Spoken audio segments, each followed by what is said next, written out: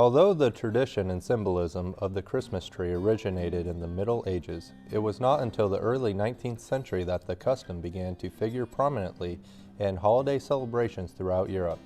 In the United States, Christmas trees were established slightly earlier than this due to the influence of German immigrants. By Victorian times, the selection and decoration of a Christmas tree would have been central to the Christmas festivities in most Western households, including the lighthouse keeper's residence.